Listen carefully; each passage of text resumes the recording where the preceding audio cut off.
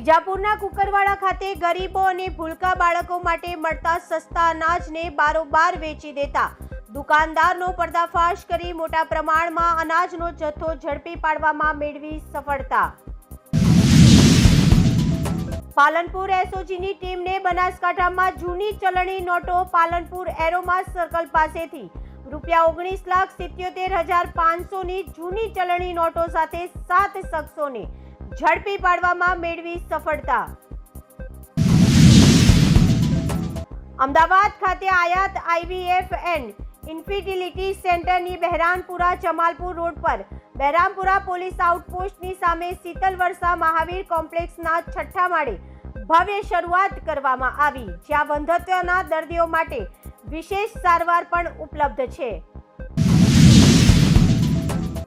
અમદાવાદ ખાતે રૂપિયા એક કાર્બનિક રિજનરેટિવ ફાર્મિંગ સાથે ભારતીય કૃષિમાં ક્રાંતિ લાવવા માટે હાથ મિલાવી એક સાથે જોડાયા અને ખેડૂતો માટે એક ખાસ પહેલ શરૂ કરી।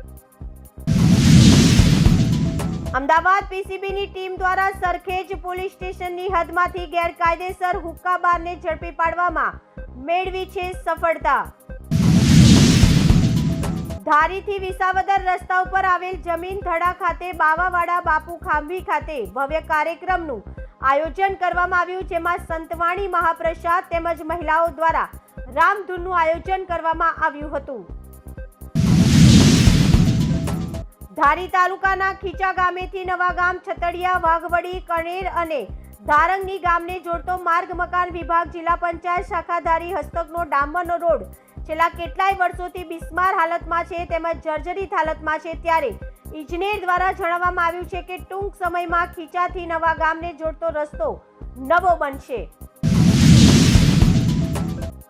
ધોળકા બગોદરા હાઈવે પર બેફામ દોડતા રેતી ભરેલા ડમ્પર ઉપર તંત્ર ક્યારે અંકુશ મૂકશે તે એક વિકટ સવાલ।